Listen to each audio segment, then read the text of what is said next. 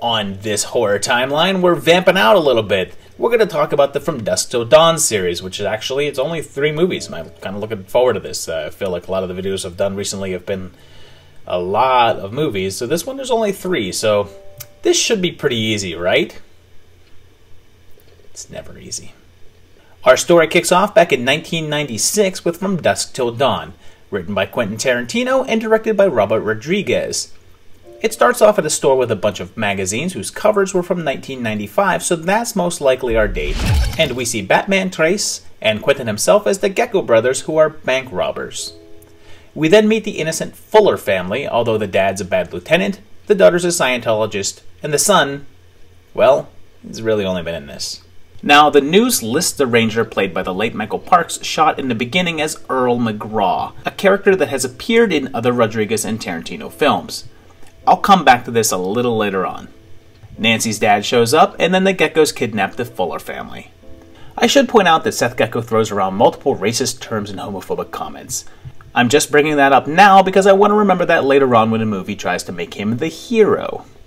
Pause right here, because I want to say that every time that I call out some pretty blatantly inappropriate stuff in movies, somebody down in the comments has to call me either PC or an SJW. I just want to say that if those are my 2 choices, being called an SJW or being someone who's cool with racist things, I'm gonna keep on keeping on. They go through the border and hey, it's Cheech! They make their way to the Titty Twister, a wild bar with yet another Cheech, and the bar has a Trejo bartender, and man, Danny's looking like a baby here. And Tom Savini's drinking here, as well as badass Fred Williamson. And here's where the movie takes a turn. Another pause here. I've said before in the past that I'm not a big Quentin Tarantino fan, and a lot of people like to rake me with the coals for that, and I'm cool with it. But the first half of this movie is pure Tarantino, and it's this exact moment, the introduction of Salma Hayek as Satanico Pandemonium, that the movie turns and becomes straight-on Robert Rodriguez, and it's when I start to love it. I should also point out that Satanico Pandemonium is a title of a 1975 Mexican horror film.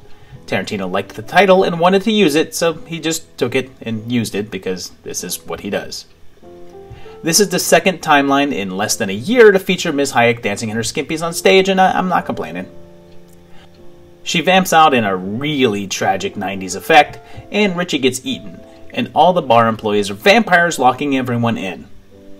Crosses work nicely, as does Wood Through the Heart, and I love how quickly everyone figures out that they're just up against vampires and go with it. There's no annoying, everyone needs to figure out how to kill the enemies. Nope, it's just, we know how to kill vamps.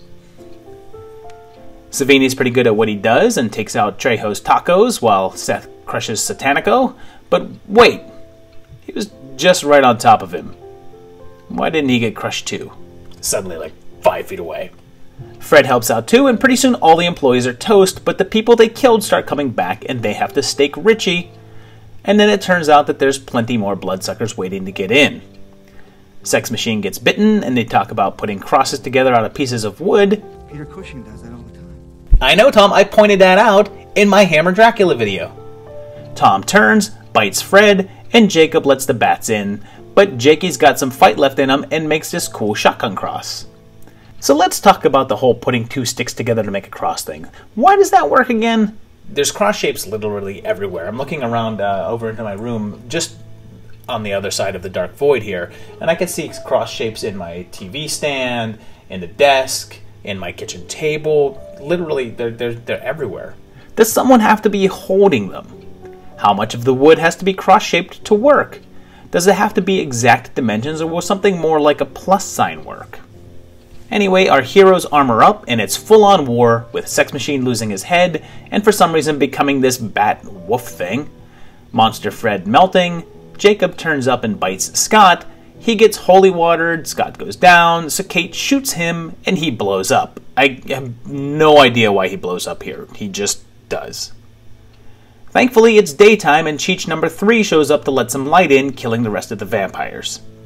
It's just Seth and Kate left, and they give him a car that says it's from 1990, and she says it's only been driven 14 times in 5 years, so we're definitely in 95. Seth parts way with Kate, and it's supposed to be a moment? I mean, I guess? But this guy's a thief, a murderer, and all around a horrible person. He's not a hero or an anti-hero.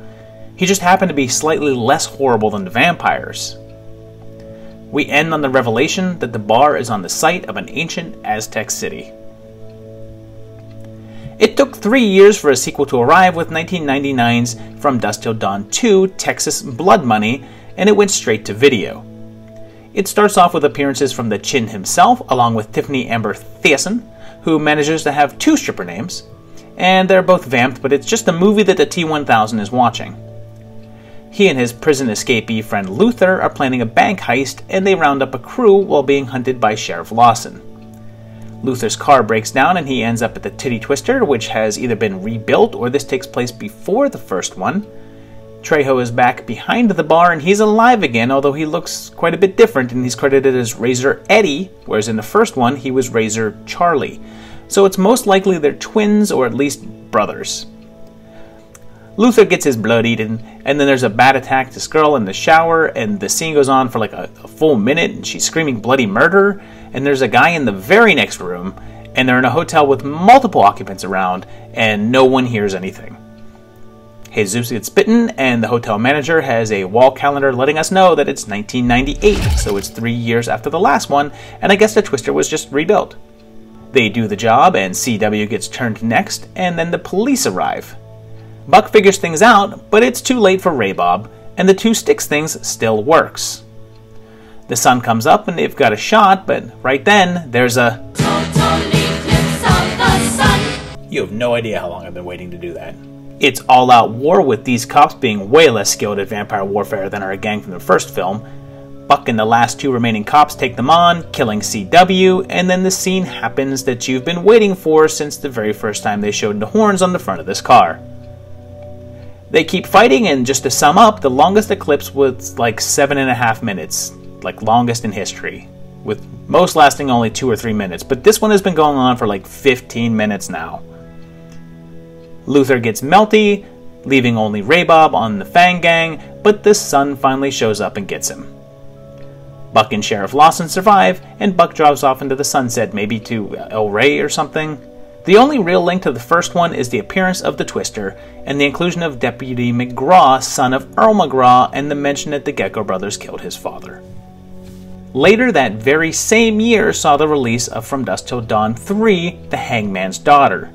It starts with Michael Parks again as Ambrose Bierce, who is a real person that disappeared in Mexico back in 1913 and was never seen again, which is probably what this film is showing, so it's most likely set in 1913, within a year or 2. The Noxzema girl is here, and outlaw Johnny Madrid is punished along with Esmeralda, who is the Hangman's daughter. She's in the title. They escape, and the Hangman is actually Django Fett. Madrid's gang attack Bierce's group, and pretty soon everyone ends up at an old inn, which will eventually be the Titty Twister. And the bartender is good old Razor Charlie, who looks, well, a bit rougher than he will in about 83 years. They meet Spider-Woman Kixla, the High Priestess, and pretty soon a whole assortment of victims shows up, including Orlando Jones. Things get violent, the posse shows up just in time for a vamp out. Orlando goes down easy, and the vampires have a different, greener look, and why does this happen? Chop off a vampire's head, CGI Snake Woman comes out? Just go with it. Mary gets taken out like a 9-year-old boy walking across the street in front of her car, and she, Oh, he's no servant of God. He talks a good game, but deep down, he's a sinner. Has trouble talking with fangs, so they burn her. Everyone gets captured, and it's revealed Esmeralda is Kixla's daughter, and she's actually Satanico from the first film. There's a big brawl with the Hangman going down, Kixla getting a sunbath, and Spike and Johnny and Bierce escaping into the desert, and that same Aztec temple reveal as the first one, and a post-credit scene with Bierce in the present day, and he's a vampire. There's also a video game that's generally considered canon that follows up with Seth Gecko. We find out that he had been arrested and put in jail, but vampires are out to kill him for revenge. The game follows him as he fights for his life and escapes from the prison. Now, some people consider the Earl McGraw character to be the same character from Kill Bill and Grindhouse, but he's pretty clearly killed in Dusk Till Dawn and even referred to as dead in the sequel, so it's most likely it's a different character in a different universe, even though he's played by the same actor. There's also a TV series on Robert Rodriguez's El Rey network and lasted for 3 seasons. It's not officially been cancelled, but the actors are all no longer under contract, so it seems unlikely. It featured Don Johnson as Earl McGraw and DJ Catrona as Seth Gecko, and followed the storyline of the film stretched out over the first season, and then headed into a totally different direction for the next 2. Satanico plays a much larger part in the series as well, and most notably different is the fact that Richie survives the initial Twister assault and lasts throughout the entire series. So there you have it. It's 3 movies, video game, TV show. There's always other media as well too, but when you focus on the movies themselves, they're actually a pretty solid timeline. I think it actually works pretty well, and all 3 of them were a lot of fun. I really enjoyed all these. I mean, none of them are especially the sequels, aren't great, but they're a good time.